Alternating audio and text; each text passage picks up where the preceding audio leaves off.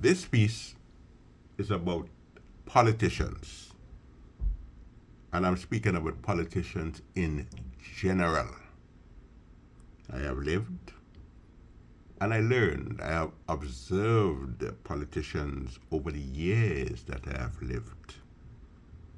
President Richard Nixon, once the President of the United States of America, once said, "I am not a crook." Well, we all know the many troubles that came Richard Nixon's way and how he ended his career. I have high, very high regards for any politician who would tell us up front that he or she is a crook. We should not have to wait until we cast our votes to learn that we voted for a bubble king. Nah, they should tell us in advance and let us decide if we want to put them in office. There are people who would vote for crooks once they can gain from the crookery, and there are people in the media all over the world who see dishonesty and they would not call it. You know why? The politicians line their pockets with money. There are politicians who have more tricks than them monkeys in Grand Tank Forest. I remember reading a book, a very good book. I believe the name was Ruler in High Runa, in which a certain politician, a contender, political contender, but he was crying crocodile tears during a funeral. And suddenly he peered through the fake tears to ask someone close by, who did? Who did? Big, big tears.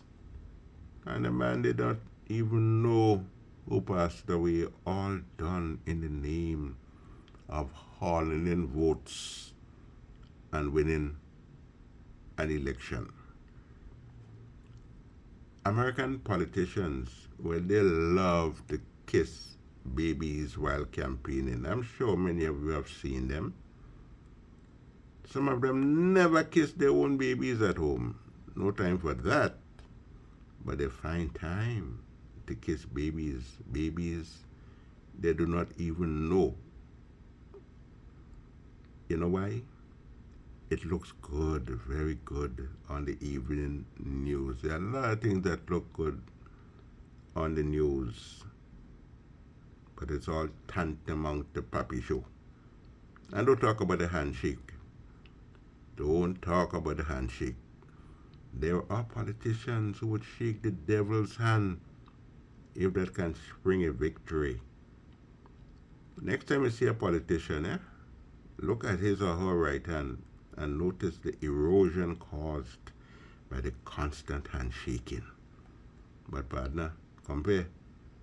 If one of them politicians is shaking your hand and he or she sees someone they deem more important than you, they're gone.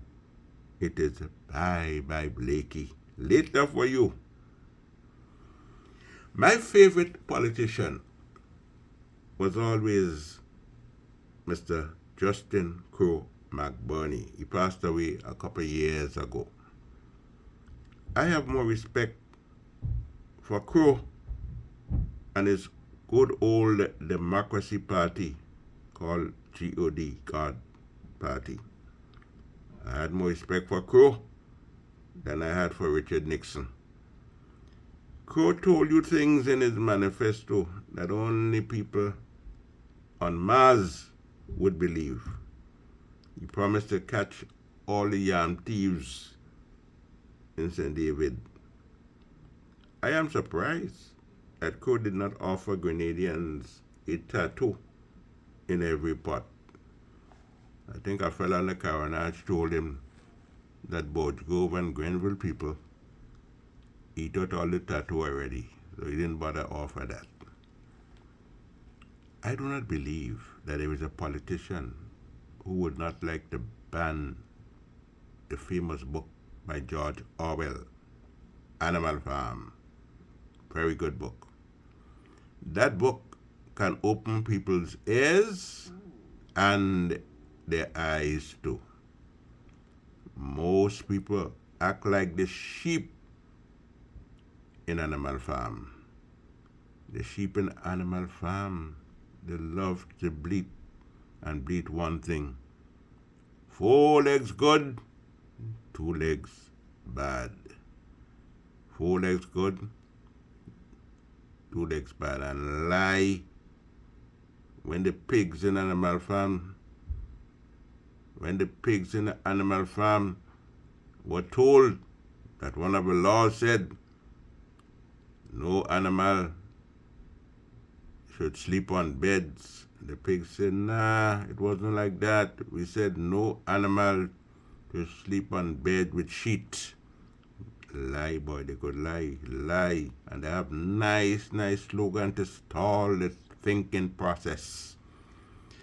Politicians know how to give people a song or a slogan, catchy words.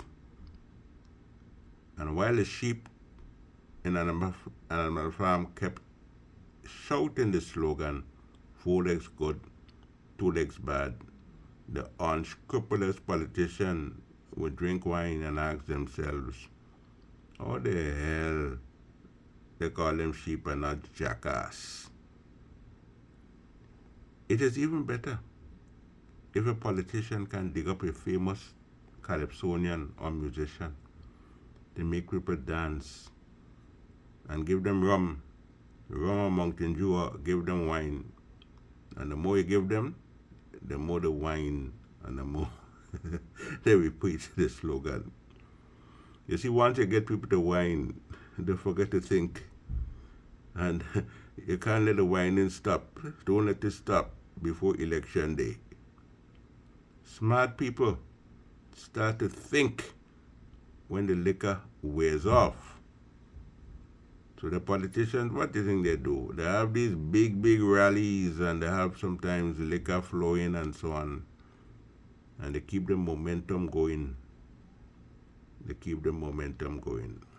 Finally, there was an orator called Cicero years ago.